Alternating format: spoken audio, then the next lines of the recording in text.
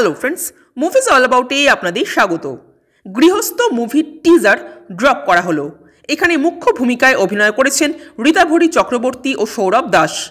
গল্প ও পরিচালনা মৈনাক ভৌমিকের। এটাকে টিজার না বলে গ্লিমস বলাই বোধহয় ভালো হবে।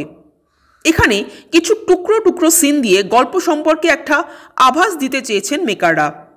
এখানে আমরা একটা খুন হতে দেখতে পাচ্ছি, ঋতাভরীকে আতঙ্কিত হতে দেখতে পাচ্ছি, আর দেখতে পাচ্ছি কিছু ক্যারেক্টার।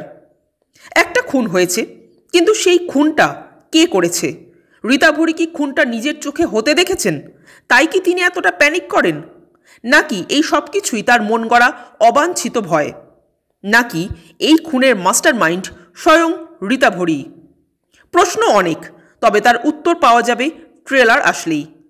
দু একটা সিনে ঋতাভরীর ভয় পাওয়ার ফেশিয়াল এক্সপ্রেশন হোক, বা ভয় পেয়ে যখন পুলিশকে ফোন করছে তখন ভয়েস এক্সপ্রেশন, সবই কিন্তু বেশ ভালো লাগছে।